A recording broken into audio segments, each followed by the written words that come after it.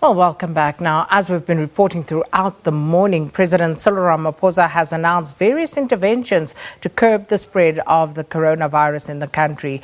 And they include the closure of South Africa's borders to all foreign nationals from countries that have been highly impacted by the coronavirus pandemic, including the United States and Britain. Now, in declaring the COVID-19 crisis a national disaster, the president also announced the closure of schools from Wednesday and banned public gatherings of more than 100 people. For some more reaction to this, we are joined on the line now by health and hygiene tips for South Africans by Professor Mosa Moshabela, who is the Dean and Head of School for Nursing and Public Health at UKZN. Thanks so much for your time this morning, Professor.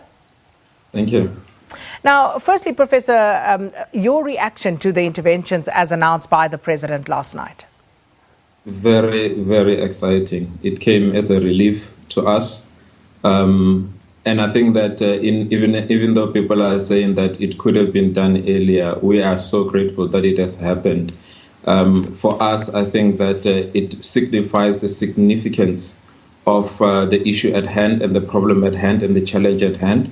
And it also agrees with what we initially kind of conceptualized as a war room, to say that we are in wartime, even though the threat is invisible, but it is definitely a common threat, and it requires collective sector-wide approach to be able to stop it. So I'm very excited.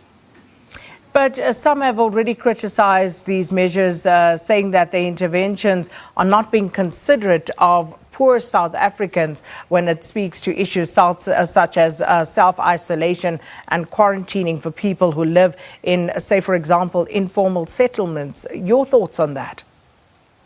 It's absolutely true. And I think that it is something that we have to take seriously. We've had a number of people call us and ask, how do we actually make quarantine work? Not just people who are sort of on the lower end of the economic spectrum, but even people who are middle class. They're saying that, look, our daughter has just returned from a trip overseas. Now she has to stay in the outbuilding, in the backyard or in the cottage. And that is very difficult psychologically and emotionally. It's almost like you're treating them as if they're contaminated. There's a whole lot of social and psychological factors that affect the interventions that have been put in place. And the president has said that, it is necessarily disruptive. And I think that if we can understand that it is a national disaster, then we can also understand that it is necessary to put in place measures to mitigate any unintended consequences, including mobilizing resources and support for people who are going to be greatly affected by this. People who earn daily wages or weekly wages are going to be extremely affected by this. But I must say that it is better to do it now than to do it later. If we waited for later, the situation was going to be worse, and those people were going to be even worse, more affected.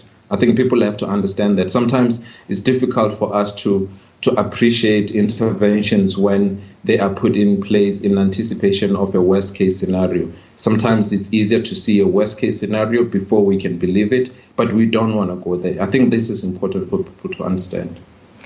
Professor Moshabela, another issue, of course, largely raised is that of people who have to use public transport like taxis or trains, for example.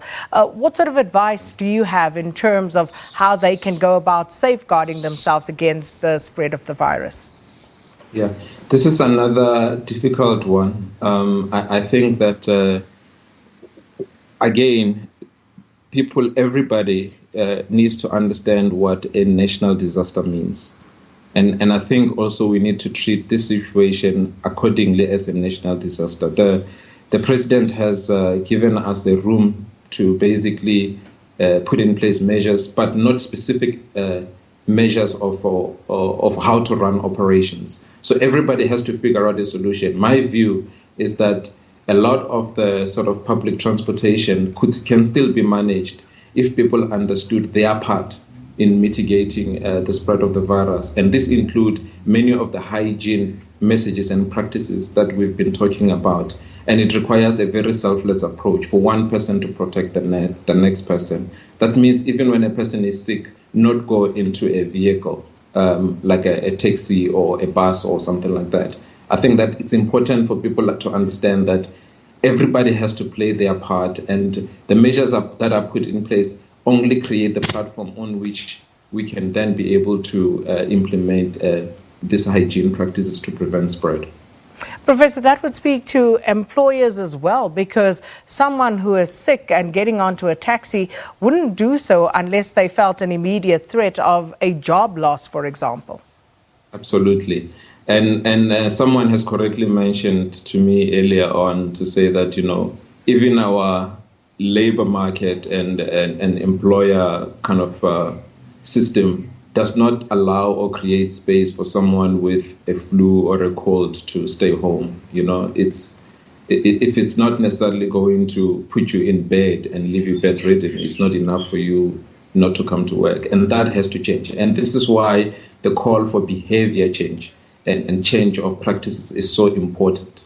And we have to take it seriously. It's not only significant for now in terms of the national disaster, but also going forward into the future. So I agree absolutely that employers have to understand that it's important to break transmission of infections that, of course, we cannot see with our naked eyes, but we know they are there. And if we are not careful, they can spread like wildfire. We just need to make sure that we cooperate with the president's orders.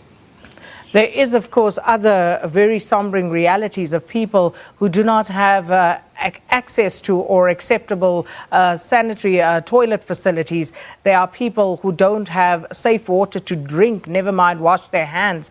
What sort of advice do you have for these people, Professor Moshabela? Yeah, I think one part is the responsibility of the state, because at the current moment, South Africa should not be in a situation where we have those kinds of people. I think that one way to look at it is an opportunity to be able to make sure that the problems that those people have can be resolved with more medium and long-term definitive measures. That's one part of it, the responsibility of the state. But I think in the short term, for the people who are in those conditions, there's two things that are important. I think that one is that generally rural people are quite creative. They are able to boil water, to use fire basically to solve a lot of the problems that they have. They can boil water in terms of making sure that they've got clean water. They are also able to use water and other hygiene measures that have been used before in sanitation. In order to make sure that they can sterilize water. There are all these interventions from sanitation that we can use. But my concern with this group of people is how infections are going to be transported from cities into these informal settlements and also into rural villages. I think that we also have to understand what restricting movements actually mean. At this point, if we restricted movement from cities into villages, we could prevent a lot of spread of COVID-19 virus going into villages.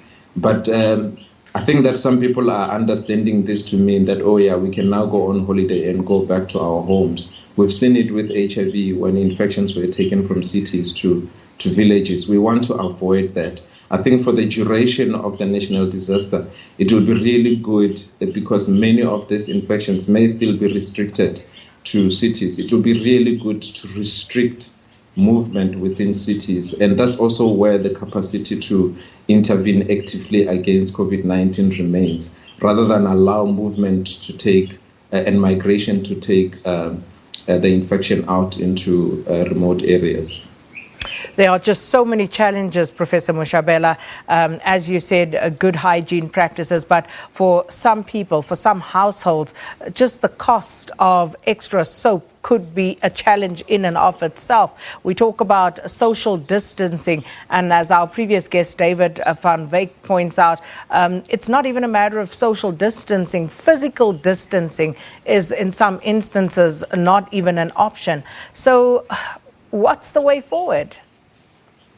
Yeah, I think that, I wish there was a convenient and comfortable way to prevent the spread of COVID-19, but there isn't.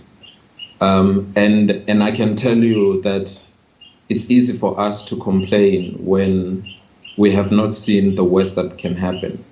But again, we just have to trust leadership and people who can envision and visualize the worst case scenario. We don't want to see it. And we have to allow the inconvenience and the disruption that is happening currently for us to prevent a worst case scenario. Because there is just no way our health system is going to cope. And, my view is that social distancing is not an option if we really want to succeed. We have to implement it. Uncomfortable and disruptive as it is something that we have to just practice and trust that it is going to help us survive the storm that is pending. I also think that, yes, I understand that, psychologically and emotionally, contact is important for people to be healthy. We are countries that rely a lot on contact and social contact. But, if you look at countries that are similar to us in that way, like Spain and Italy, people who engage a lot, they have a lot of social bonding. They are hard hit by the virus. Whereas countries like Japan that naturally has social distance, they are coping a lot better. And we really don't want to see a scenario where we are having to deal with the worst case scenario of COVID-19. We've seen what it can do in other places. It hasn't happened here. We don't want to see it happen. And I also think that it will be good for everyone to understand that the decisions that were taken by the president were not taken easily. It was very hard for the president to actually announce those measures. And it will be very hard for us to carry them out. But also, I think that there is an obligation, given the act, for us to and the government wields a lot of power to enforce those measures. Let's just lead as citizens and make sure that we put them in place so that we can have a fighting chance. Well, thank you so much, Professor Mosa Moshabela, who is the Dean and Head of School for Nursing and Public Health, talking to us about precautionary measures that can be used as a means of reducing the risk of being infected by COVID-19. He is, of course, with UKZN. And that brings us up to sports time. Valen, standing by.